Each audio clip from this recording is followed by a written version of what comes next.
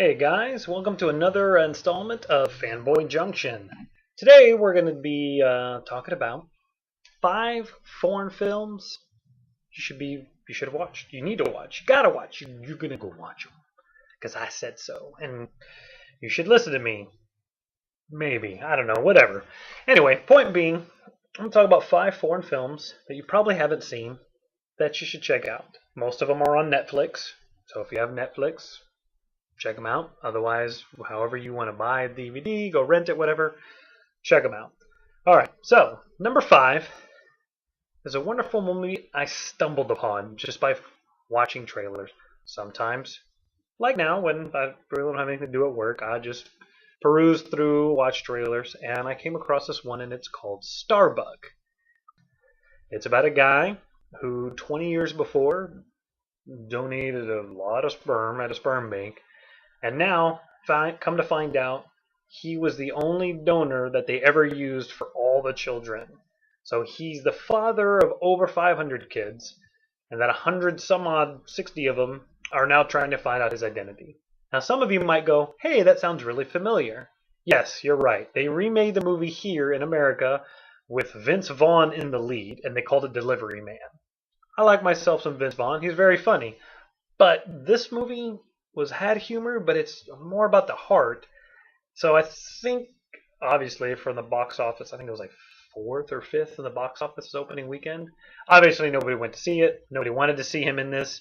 So, bad casting, but whatever. Point is, see this version. It is a foreign film, so you have to read subtitles, but don't give me any crap about it. I don't read subtitles. You know what? Read them. It's fun. It's good. I haven't seen the American version, but I can only imagine it's much better just because, Vince Vaughn. Again, like him, but just not for this role. But it is very interesting as you see him kind of help these children and get to know them. And this guy who doesn't really have any kind of sense of responsibility actually finding responsibility within himself and opening himself up. Now, I'm not going to start crying or nothing like that, but you might when you watch this movie. So I'd suggest Starbuck. Okay? Number 4.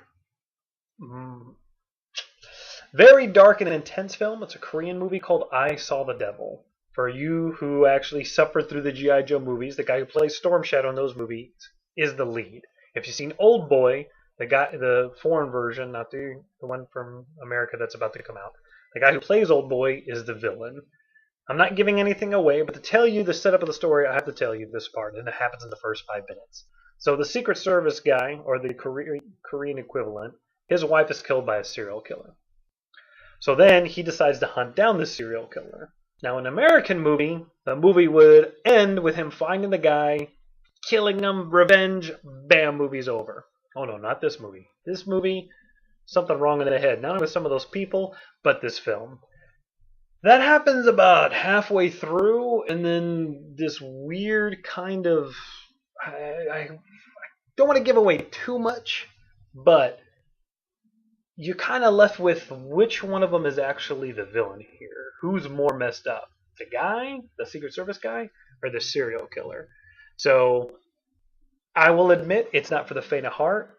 It's very gory. There's cannibalism. There's, females being, what? I mean, it's a serial killer. It's a lot of craziness, but it's intense. And you guys know me. I like intense. I like this movie. It was unlike anything I've ever seen in America. The story was original. The acting was really solid. The makeup effects they use there in Korea, I mean, it's just crazy. There's a couple of scenes there where all I'm left wondering is how did they shoot that? How did they do that? But check it out. Again, it's on Netflix. If you don't have a Netflix account, where have you been? Borrow somebody's. It's a good flick, but definitely rough. So if you're not the kind of person who likes a rough movie, don't watch it. Number 3.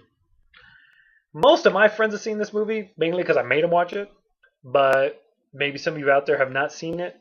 As the show progresses, you will come to find out and come to learn that Donnie Yen is my hero.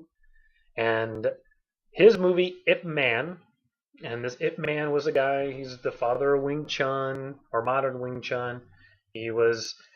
They say he's the guy who taught Bruce Lee, but he owned the school that Bruce Lee studied at. It was more Ip Man's son or assistant instructor that worked mainly with Bruce Lee, but there are pictures of him. But that's kind of what he's famous for, is that the first martial art that Bruce Lee took was Wing Chun, and it was at Ip Man's school. Anyway, the movie itself is more about Ip Man when he's younger. Bruce Lee's not in it. I'm sure they're going to try and put him in there somewhere. I think he appears briefly at the end of number 2. But in the first movie, it's mainly about Ip Man, and it's about him living in Foshan and just all the martial arts schools and how he's just the badass of the city and just how it worked back then with the different schools. You know, they're all real close together, but they're constantly challenging each other. And then how people from outside of Foshan would come and want to challenge all these great martial artists. And then, of course, the Japanese take over. And it deals with somebody, you know, it shows his life through the oppression of the Japanese and what he goes through and them trying to recruit him. Anyway, good story. Donnie Yen, probably one of his best bits of acting. He's usually not, I don't want to say he's a horrible actor, but I mean, he's a martial arts action star. He's not like you're trying to get Oscar quality performance out of him. But he does a really good job in this movie. He leaned out considerably. He's very calm. Excellent performance from him. Simon Yam is in there. Another one of my kind of favorite Chinese actors. He always seems to be like a side character, but he's always good. All the performances are good. The fights are amazing. This is, I think, his 3rd or 4th collaboration with Wilson Yip, and it's just a fantastic movie. It was the 4th collaboration with Wilson Yip. Anything they do together, Flashpoint is not on this list. It's great for the end fight scene, but the movie overall is kind of boring. SPL was their first movie together. That's when Donnie Yen takes on Sammo Hung. For that scene alone, it was good. You know, again, it was one of the first movies he did when he had first gotten back. You definitely see the production value, and I love the MMA fighting, but the story wasn't as solid as something like Ip Man. And then they did Dragon Tiger Gate, which is a crazy fun comic book movie if you should want to check it out. But point is, Ip Man, number 3, on the 5 movies you have to watch that are foreign films, and you probably haven't. You should check it out. Again, it's on Netflix. Great martial arts, great acting, great story, great cinematography. Just a great movie all around. Check it out. All right, number 2, going back to Korea. Now, you know, most of these films are going to be Asian, even though number 5 was Canadian. But most of them will be Asian because I'm an Asian cinema fan. So if you're not an Asian cinema fan, still go check these out. And this is called The Man from Nowhere. It is a very good movie. More performance, more acting. There's a couple bits of action. The end action scene is probably one of the most impressive knife fights that I've ever seen. But barring that, the whole story is very good.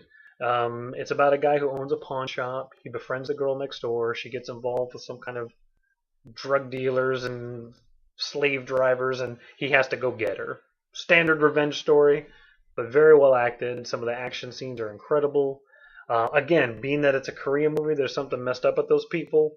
So it's not for the faint of heart. There's a lot of pretty intense graphic gore in there.